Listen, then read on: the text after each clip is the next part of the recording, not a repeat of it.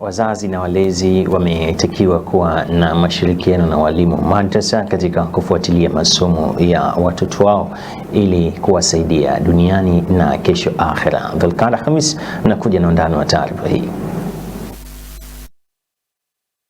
Mwakilishi wa jimbo la Mahonda Mboja Ramadhani Mshenga ameyasema hayo katika sherehe ya maulidi ya kuzaliwa kwa Bwana Mtume Muhammad sallallahu alaihi wasallam ya Al-Madrasa Nuruddin iliyopo Kisongoni, mkoa wa Kaskazini Unguja.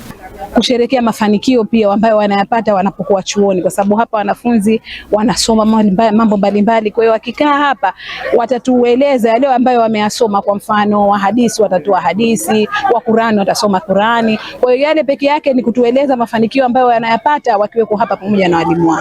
Lakini changamoto kubwa kama alivyoeleza mwalimu mkuu pale, changamoto kubwa ni mashirikiano hafifu.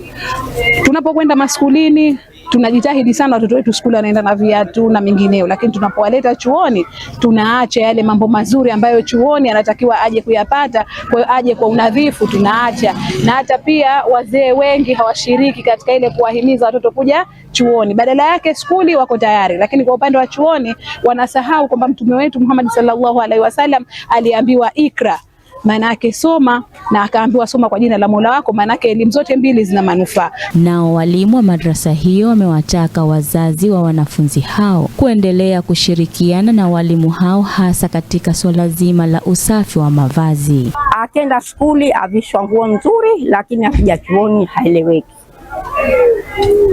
Hiyo ndio hali tulionayo, mashirikiano hatuna.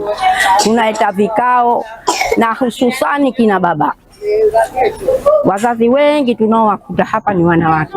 Mwaka mzima tuna swala hili la maulidi, lakini hakuna mwanamume hata mmoja, hata siku moja aliyekuja kwa kushughulikia kikao cha hapa. Kiukweli tunampokea kwa mikono yote, na madrasa yetu hii Nuruddin, wanafunzi wangu wamefurahi sana sana sana, pamoja na wazee wetu Kisongoni wote kabisa wamefurahi. Elimu ni haki ya kila mtoto kupatiwa. Dhulqaada Khamisi, ZCTV habari.